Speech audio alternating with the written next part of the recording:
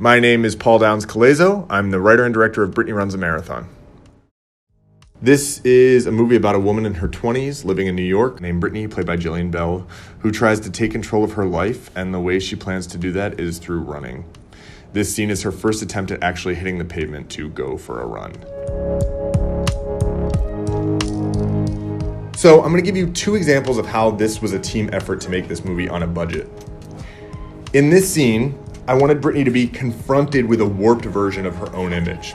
We were originally planning to create this effect in post-production with special effects, but when we found out how much that was going to cost, it was no longer an option. So our prop master, Sean Dolan, very quickly figured out how to pull this off practically, creating what I think is one of the most visually memorable moments in the film.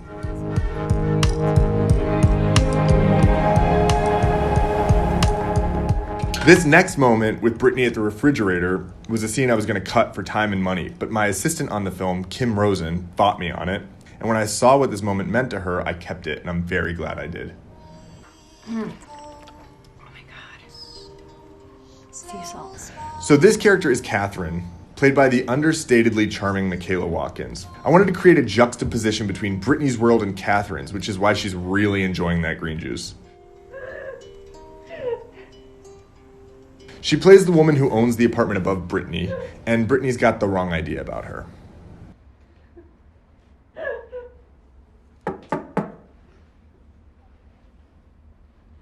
Hello? Hello in there? It's Catherine. I wanted the audience to understand right off the bat that Catherine has good intentions. I think you call me Moneybags Martha in 3S. And that these two contrasting women have a lot in common, even if they don't see it. So even though I put a wall between them, I have them both on the same side of the frame in order to keep them somewhat visually aligned. I don't need your pity, so thank you, though. No pity. Catherine's world, as you can see in her clothes, really has a cooler, cleaner color palette than Brittany's juvenile vibrancy, which you can see in Brittany's apartment. You got an Astoria apartment that you bought 20 years ago that you just use as your photography studio. Zero pity.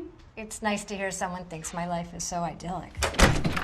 This is the very first moment in the film where things turn decidedly confrontational.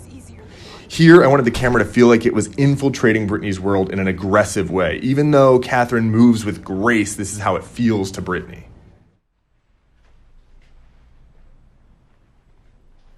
I'm broke. I'm fat.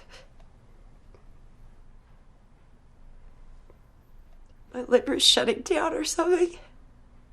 And I applied to rescue a dog from a kill shelter. And they told me that I couldn't give the dog the kind of future it deserved. This is the first time that Brittany is being honest about how she views her own life. I am sure that you have a lot to offer. It's a great example of a scene where the actress playing Brittany, Jillian Bell, brought to set a very different energy than the one I had in mind when I was writing it, and it surprised me.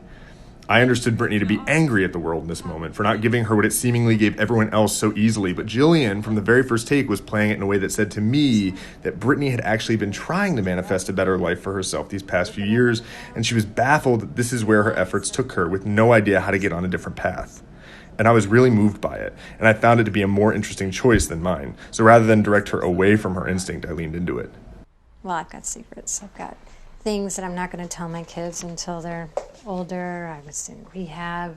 For alcohol or for a sprained ankle? For needle stuff. Heroin? Are you gloating about it?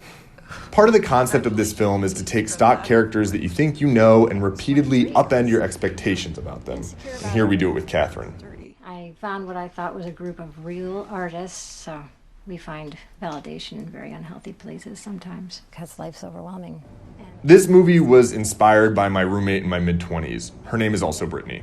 One of the big conversations we had that inspired her to start running took place late at night as the two of us talked about life sitting on our kitchen floor. I was hoping by staging the scene on Brittany's kitchen floor, I might be able to capture the spirit of that real life moment in ways I couldn't even consciously plan.